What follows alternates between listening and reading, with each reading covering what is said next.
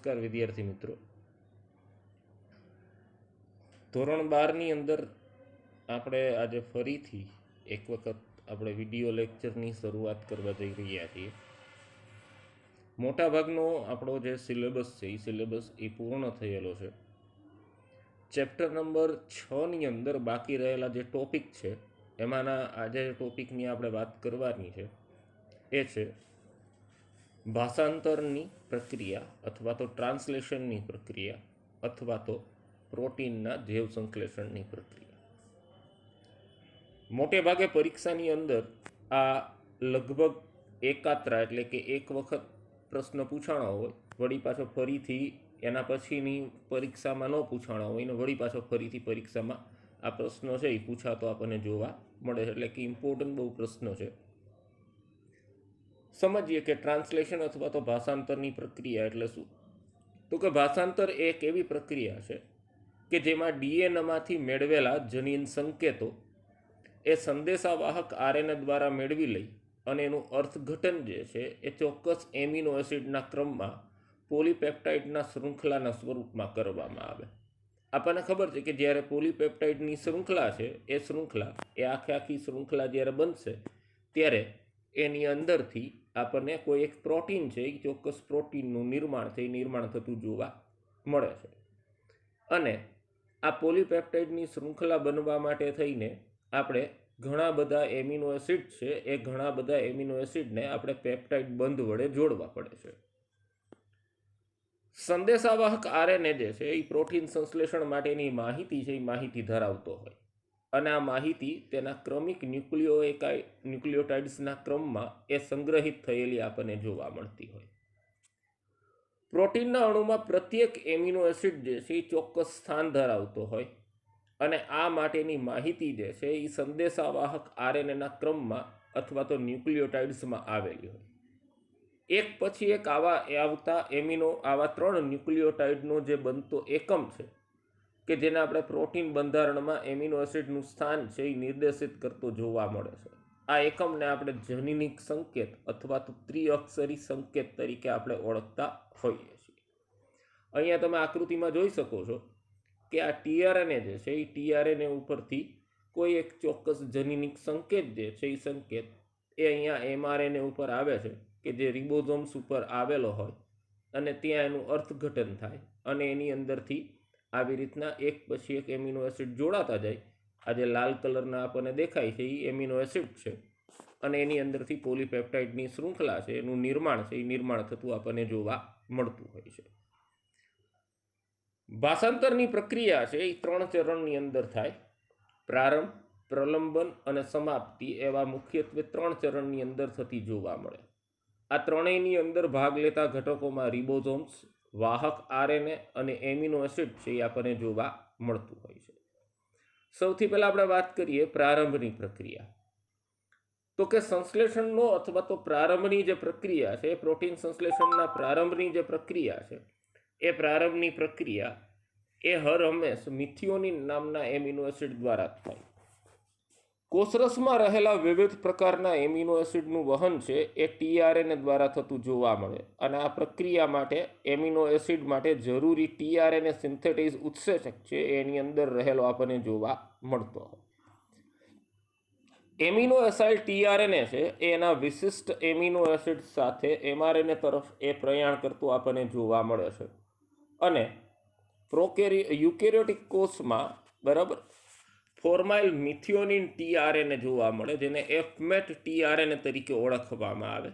એ mRNA ઉપર ચોક્કસ સ્થાને છે એ 3 ન્યુક્લિયોટાઇડનો ક્રમ નક્કી કરતો ગોઠવાતો જોવા મળે છે. આ સંકેતો એમઆરએનએ અણુના પૂરક સંકેતો તરીકે આપણને જોવા મળતા હોય છે. ટીઆરએનએ ઉપરના આ 3 ન્યુક્લિયોટાઇડના એકમને આપણે પ્રતિસંકેત તરીકે ઓળખીએ છીએ. જો અહીંયા આપણને અહીંયા પ્રતિસંકેત આપણને બતાડેલો જ છે યુએસી જે છે બરાબર, એ યુએસી આપણને બતાડેલો જ છે. તો યુએસીમાં યુની સામે એ આવશે, એની સામે યુ આવશે અને સીની સામે જી આવશે. એટલે એયુજી એટલે કે મિથિયોનિન નામનો એમિનો એસિડ જે છે એ મિથિયોનિન નામનો એમિનો એસિડનું નિર્માણ થતું આપણને જોવા મળતું હોય. મિથિયોનિન માટેનો એમઆરએનએ ઉપરનો જે જનીન સંકેત છે એ એયુજી હોય કે જેનો ટીઆરએનએ ઉપર જે છે એ પ્રતિસંકેત એ યુએસી રહેલો જોવા મળતો હોય. અહીં ફોર્માઇલ મિથાઇલ એસાઇલ ટીઆરએનએ તેના એમિનો એસિડ સાથે જોડાય છે અને આ પ્રકારે પ્રોટીન સંશ્લેષણની પ્રક્રિયા છે એની શરૂઆત થાય. હવે એના પછીનો જે બીજો તબક્કો છે એ પ્રલંબનનો તબક્કો. તો કે બીજા તબક્કામાં હવે ટીઆરએનએ જે છે એ અણુઓ કે જે ચોક્કસ એમિનો એસિડ ધરાવે છે અને એમઆરએનએ ઉપરના જનીન સંકેતોને એ પ્રતિસંકેત વડે અર્થઘટન કરી અને એક પછી એક ગોઠવાતો જોવા મળે.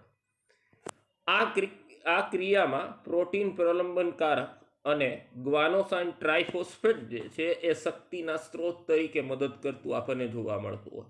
જેમ એટીપી છે, એડિનોસાઇન ટ્રાઇફોસ્ફેટ છે, એવી જ રીતના જીટીપી આવે એટલે કે ગ્વાનોસાઇન ટ્રાઇફોસ્ફેટ છે કે જે શક્તિના સ્ત્રોત તરીકે મદદ કરતું આપણને જોવા મળતું હોય. મિથિયોનિન કે જે પ્રથમ સ્થાને હોય છે તે બીજા સ્થાને રહેલા એમિનો એસિડ સાથે પેપ્ટાઇડ બંધ દ્વારા જોડાય છે. હવે ટીઆરએનએ લાવેલો ફોર્માઇલ મિથિયોનિન છૂટો પડે છે અને આ રીતે ડાયપેપ્ટાઇડ છે એ ડાયપેપ્ટાઇડ રચાય. હવે રિબોઝોમ્સ જે છે એ એમઆરએનએ સાથે 3' દિશા તરફ એક સંકેતના અંતરે ખસે એટલે કે એક સંકેત એ આગળ ખસે છે. પરિણામે મિથિયોનિનના સ્થળાંતર માટે જવાબદાર ટીઆરએનએ એ રિબોઝોમની સપાટી ઉપરથી સ્થળાંતરિત થઈ અને છૂટો પડે છે. કેમ? તો કે આખા કોષની અંદર જે મિથિયોનિન જે છે એ મિથિયોનિન એ એક જ રહેલો છે અને આ મિથિયોનિન છે એ દરેક પ્રોટીન સંશ્લેષણની પ્રક્રિયા માટે થઈને સૌથી પહેલાં એની જરૂર પડે. એટલે મિથિયોનિન છે એ શું કરે તો કે પ્રોટીન સંશ્લેષણની પ્રક્રિયાની શરૂઆત કરાવી અને ત્યાંથી છૂટો પડી જતો આપણને જોવા મળે છે. ડાયપેપ્ટાઇડ ધરાવતા ટીએનએ છે એ ખાલી જગ્યાએ સ્થાન લે છે અને આ રીતે ટીએનએના અણુ છે એ એક પછી એક એમના એમિનો એસિડ લાવી અને ગોઠવાતા જાય અને પેપ્ટાઇડ બંધ છે એ રચાતા જાય અને પોલીપેપ્ટાઇડની લાંબી શૃંખલા છે એ થતી જતી જોવા મળે. આ પ્રક્રિયાને આપણે પ્રલંબન તબક્કા તરીકે ઓળખીએ અથવા તો એને એલોંગેશન સ્ટેજ તરીકે ઓળખવામાં આવે.